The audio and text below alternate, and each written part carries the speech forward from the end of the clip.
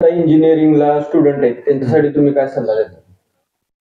All branches engineering student जे आताचे आहेत, म्हणजे आता मी कंपनीमध्ये आहे, बऱ्याच मुलांचं मी इंटरव्ह्यू वगैरे घेतोय, कंपनीमध्ये आहे आणि बऱ्याच मुलांचं मी इंटरव्ह्यू वगैरे घेतोय. त्यामध्ये बघतोय की मुलांचा माइंडसेट ग्राउंड लेवलला काम करण्याचा नाही, डायरेक्ट टॉपचं पाहिजे. प्रत्येकाला व्हाईट कॉलर जॉब पाहिजे. म्हणजे आता तुम्ही जर समजा IT फील्डमध्ये, कॉम्प्युटर फील्डमध्ये ओके, तुम्हाला ऑफिस वर्कच मिळणार, पण जर तुम्ही इलेक्ट्रिकल, सिव्हिल, मेकॅनिकल या ब्रांचेस मधून जर पासआउट होत असाल तर तुम्ही व्हाईट कॉलर जॉब लगेच कसं काय एक्सपेक्ट करू शकता मला कळत नाही. मी डिग्री करून तुम्हाला मला सांगितल्याप्रमाणे एका ITI होल्डरच्या हाताखाली मी शिकलोय, तिथून सुरुवात केली आहे डिग्री असून. आणि आता डिग्री तर लांब, डिप्लोमा किंवा ITI ची मुलं जरी आली तरी त्यांना हातकाळ करायची त्यांची मानसिकता नाही. तर जी इंजिनिअरिंग करणारी मुलं आहेत त्यांनी खरोखर एका छोट्या कंपनीवरून सुरुवात करावी. कॅम्पस प्लेसमेंट वगैरे झालं, वेल अँड गुड, नो प्रॉब्लेम, पण तिथंही शिकण्यासाठी तुम्हाला कोणी म्हणणार नाही की हे घे, शिक, हे कर, ते कर. आपण स्वतःहून वर्क करून हातकाळ करून शिकलं पाहिजे. आणि ते शिकलेलं तुम्हाला मी जास्त म्हणत नाही, 2 वर्ष तुम्ही फक्त हातकाळ करा, तिथून पुढे आयुष्य तुमचं व्हाईट कॉलर जॉब मध्ये तुम्ही नुसतं बसायचं आणि नुसतं ऑर्डर सोडायचं. त्यामुळे मुलांनी पहिला माइंडसेट बदलला पाहिजे की मला व्हाईट कॉलर जॉबच पाहिजे सुरुवातीला, मी हातकाळ करणार नाही. पूर्णपणे मुलांनी सगळ्यात मोठं एवढं फक्त बदललं तरी बस आहे. सामाजिक कार्यकर्त्यांना काय सल्ला द्याल तुम्ही? सामाजिक कार्यकर्त्यांना खूप मोठा सल्ला मला एक द्यायचा. तुम्ही विचारला प्रश्न बरं झाला. आपल्या या समाजामध्ये एक सो कॉल्ड सामाजिक कार्यकर्ते तयार झाले जे मिसगाईड करायचं काम करतात. म्हणजे 2 प्रकारचे आहेत. एक म्हणजे स्वतः प्रॅक्टिकली ग्राउंड लेवलला उतरून काम काय करत नाही, पण उगाच कुठल्या तरी मुलाखतीत किंवा पॉडकास्ट मधून वगैरे मोठं बोलायचं किंवा मोठं हे करायचं आणि समाजाला मिसगाईड करायचं, चुकीचं हे करायचं. तर ह्या लोकांनी पहिलं म्हणजे ते धंदा बंद करायला पाहिजे. आणि दुसरं, रस्त्यावर उतरणाऱ्यांमध्ये सुद्धा 2 प्रकार आहेत. एक म्हणजे प्रामाणिकपणे उतरतात, प्रामाणिकपणे आंदोलने करून हे करून जनतेचे प्रश्न मार्गी लावतात, हे एक प्रकारचे झाले. दुसऱ्या प्रकारचे काय असतात की एखाद्याला अडचणीत पकडण्यासाठी, म्हणजे उदाहरणार्थ एखादी मोठी बिल्डिंग उभा राहते तर त्या बिल्डिंगच्या त्या मालकाच्या विरोधात वगैरे काय तर लेटर द्यायचं, आंदोलन करायचं आणि त्याच्याकडून हप्ता घ्यायचा, आम्हाला एवढे पैसे द्या, आम्ही गप्प बसतो. अशा प्रकारचं सुद्धा काही आंदोलने, काही म्हणण्यापेक्षा आता 70 ते 80% आंदोलने ही फेक आहेत, ही अशीच आहेत. किंवा एखाद्या आमदाराच्या विरोधात करायचं, एखाद्या याच्या विरोधात करायचं, तो त्यांना पॉकेट देतोय आणि ती शांत बसतायत. तर सामाजिक कार्यकर्त्यांना मला हे सांगायचं आहे की हे सेटलमेंट पद्धत बंद करा. सामान्य नाही तर मग तुम्ही स्वतःला सामाजिक कार्यकर्ते म्हणून घेऊ नका. कारण आपल्या कोल्हापूरमध्ये पण अशी उदाहरणं आहेत की जे एका संघटनेची कामं करतात, त्यांचा स्वतःचा व्यवसाय नाही, काय नाही, 10-15 वर्षापूर्वी ज्यांना खायला अन्न नव्हतं आज ते फॉर्च्युनर मधून करतायत. पैसा आला कुठून?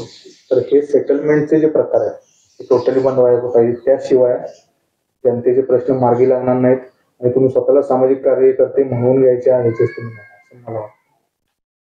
प्रत्येक इंजिनियरने कोणती पुस्तके वाचली आहेत? 5 नाहीतर तुम्ही वाचली म्हणजे त्याच्या लाईफ मध्ये थोडासा चेंज आणू शकतो, सेल्फ हेल्प.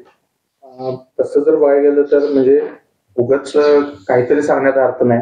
मी स्वतः जास्त पुस्तके काही वाचलेली नाही. माझं म्हणजे पुस्तकं वाचली नाही पाहिजेत असं मी म्हणत नाही, पुस्तके वाचली पाहिजेत, सगळं केलं पाहिजे. पण माझं जर म्हणाल तर वैयक्तिक माझं, मी असं दुसऱ्याला करा म्हणणार नाही.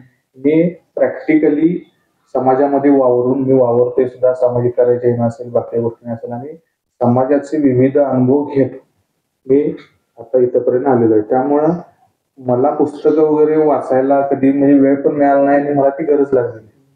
पण तरीही एक मी थोडी पुस्तकं वाचलेली आहेत, मी काहीच वाचलेलं नाही असं नाही.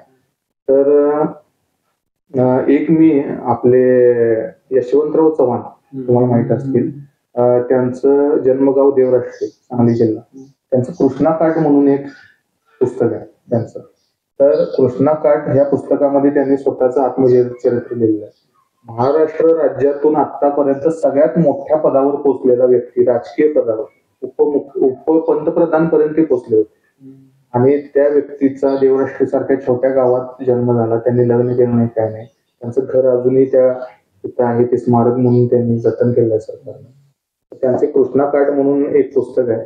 त्या पुस्तकामध्ये त्यांनी त्यांचा पूर्ण जर्नी त्यांनी कशी कम्प्लीट केली हे त्यामध्ये लिहिलंय. म्हणजे खरं स्ट्रगल काय असते आणि त्यातून मला ते खूप चांगल्या पद्धतीनं आणि ग्राउंड लेवलचा तो माणूस असल्यामुळे त्यांच्याशी मी रिलेट करू शकलो की हा हे आहे. त्यांनी अडचणीवर मात करत आपल्या राज्याचे मुख्यमंत्री झाले, तिथनं पुढे उपपंतप्रधान पर्यंत पोहोचले. इथपर्यंत अजूनपर्यंत देश स्वतंत्र झाल्यापासून महाराष्ट्रातील कोणताही व्यक्ती त्या लेवलपर्यंत पोहोचलेला नाही. त्या लेवलला त्यांनी पोहोचवलं. ते कृष्णा काटे पुस्तक तुम्ही एकदा आवर्जून वाचलं पाहिजे. आवर्जून वाचलं पाहिजे असं मला वाटतं. आणि बाकीची पण चांगली पुस्तकं आहेत, पण माझ्या दुर्दैवानं म्हणा मला वाचण्याची इच्छा खूप आहे, पण माझ्या या बिझी शेड्यूल मधून थोडा वेळ मिळत नाही. पण एक जरा 2-3 वर्षांनी मी थोडं मोकळं झालो की मी नक्कीच पुस्तकं वाचायला मी सुरुवात करणार आहे आणि नक्कीच चालतंय. धन्यवाद साहेब, ओके. तुमचा अमूल्य आम्हाला वेळ दिल्याबद्दल. तुमच्याशी बोलून खूप छान वाटलं. थँक्यू धन्यवाद. आणि तुम्हालाही तुमच्या युट्यूब चॅनलसाठी आणि तुमच्या भावी वाटचालीसाठी हार्दिक शुभेच्छा.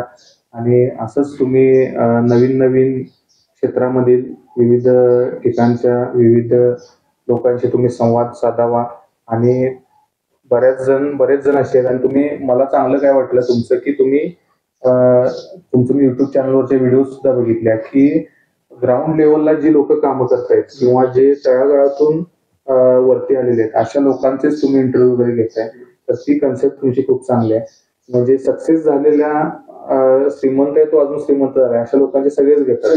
तुम्ही ग्राउंड लेवलच्या गावातल्या मातीतल्या लोकांचे इंटरव्ह्यू घेताय आणि त्यांना कुठेतरी सर्वसामान्य सुद्धा ती इंटरव्ह्यू बघून प्रेरित होतील आणि स्वतः सुद्धा तसं काहीतरी करायला बघतील असं उद्देशानं तुम्ही जे काम करताय खूप चांगलं आहे.